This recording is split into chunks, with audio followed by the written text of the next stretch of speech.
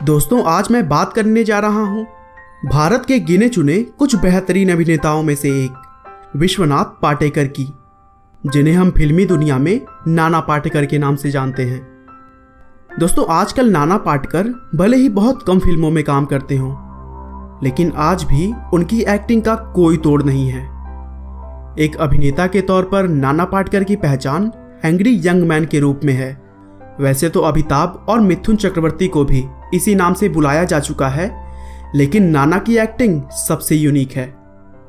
दोस्तों, Nana Patekar real life में acting के हीरो तो हैं ही, लेकिन रियल लाइफ में भी वह किसी हीरो से कम नहीं है। किसानों को खेती के नए तकनीक और आर्थिक सहायता प्रदान करने के लिए उन्होंने नाम फाउंडेशन नामक एनजीओ की शुरुआत की, जिसके तहत नाना ने अपनी निजी संपत्ति में से गरीब किसानों की सहायता की। इसके अलावा सूखे से परेशान जिन किसानों ने आत्महत्या कर ली थी, उनके पत्नियों को भी उन्होंने भरसक आर्थिक सहयोग किया। बिहार के बाढ़ प्रभावित गांवों के पुनर्निर्माण के लिए भी उन्होंने खूब पैसा खर्च किया। दोस्तों, समाज के लिए इतना कुछ करने वाले नाना पाटेकर अगर चाहते तो मुंबई में रहकर ऐशो आराम की जिंदगी जी सकते थे, लेकिन नहीं, वे अपने गांव में शांत और सरल जीवन जीना पसंद करते हैं। तो चलिए दोस्तों, अपने एक्टिंग का लोहा मनवा चुके भ्रष्टाचार के खिलाफ आवाज उठाने वाले इस मसीहे की लाइफ को हम शुरू से जानते हैं। नाना पाटेकर का जन्म 1 जनवरी 1951 को महाराष्ट्र के रायगढ़ जिले के एक छोटे से गांव मुरुद जंजीरा में हुआ था। उनके पिता का नाम दिनकर पाटेकर था, जो एक छोटा सा टेक्सटाइल प्रिंटिंग का बिजनेस चलाते थे, और उनकी माँ का नाम संजनाबाई पाटेकर है, जो एक हाउसवाइफ थी। दोस्तों, नाना पाटेकर बचपन से ही फिल्मों के बहुत शौकीन थे, और जब भी उन्हें मौका मिलता वे स्कूल और गांव के नाटकों में पार्टिसिपेट करते थे। इसके अलावा उन्हें स्केचिंग का भी बहुत शौक था। अब तक नाना पाटेकर की लाइफ में सब कुछ ठीक ठाक चल रहा था, लेकिन 13 साल की उम्र में उनके पिता दिनकर पाटेकर के बिजनेस में भारी नुकसान हुआ, जिससे उन्हें अपने सारे प्रॉपर्टीज बेचनी पड़ी। दोस्तों, घर के हालात कुछ इस तरह से खराब हो गए कि 2 वक्त की रोटी मिलेगी या नहीं, इसका भी कोई भरोसा नहीं था। इस कठिन परिस्थितियों को याद करते हुए नाना पाटेकर ने एक इंटरव्यू में बताया कि हम एक एक रोटी के मोहताज थे। 13 साल की उम्र में मैंने काम करना शुरू कर दिया था। उन दिनों मैं स्कूल से आने के बाद 8 किलोमीटर दूर जाकर सिनेमा के पोस्टर्स पेंट किया करता था, और तब जाकर एक वक्त का खाना और 35 रुपए महीने मिला करते थे। हालांकि इतने कठिन परिस्थितियों में भी उन्होंने अपने शौक, अपने एक्टिंग से कभी भी समझौता नहीं किया, और वो नाटकों में पार्टिसिपेट करते रहे।